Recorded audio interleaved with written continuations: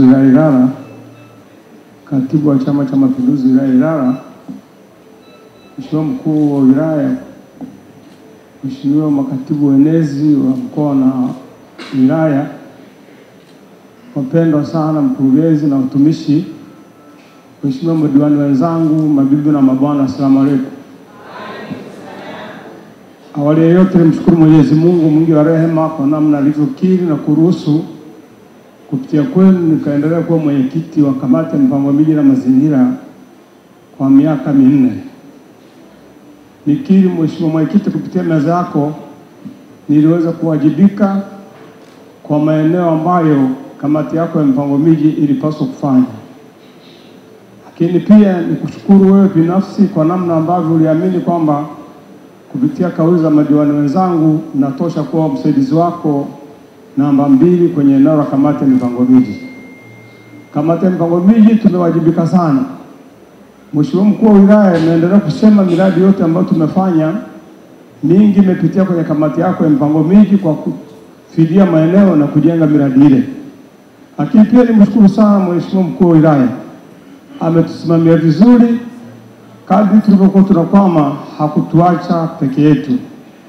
Hata juzi tu dhihirisho kwenye kituo chetu cha polisi alisimama kuhakikisha kwamba kile kituo kinakwenda kuisha.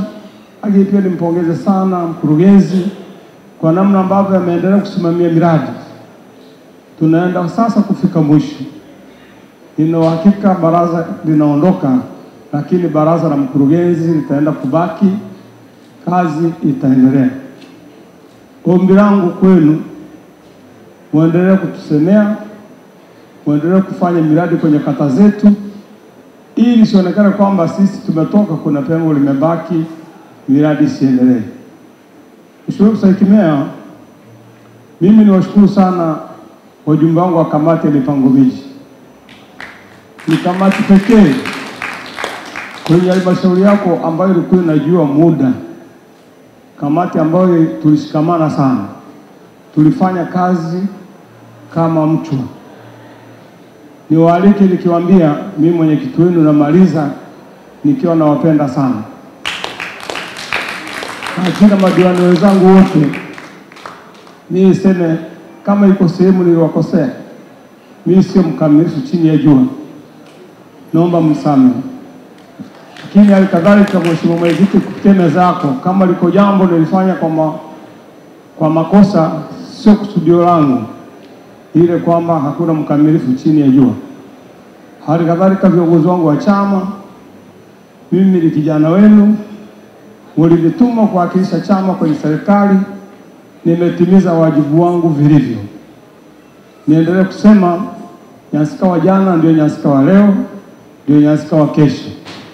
Lakini mwisho kabisa niwashukuru wananchi wangu wa kata ya Kivule ambao waliniamini kwamba naweza kuwa sauti yao kwenye halmashauri yako. Mheshimiwa mwenyekiti, nikasema na meza yako ikakiri, tukapunguza kero ambazo zilikuwa zinawakabili wananchi wa kata yangu ya Kivule. Niseme natoka, lakini naenda kuanza kama ambavyo mkuu wa wilaya amesema. Wananchi wa Virunguti walimleta Mstahiki Meya, wamemfuata na watamrudisha.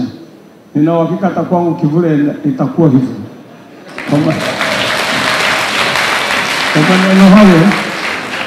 Kwa maneno hayo nishukuru kwa nafasi.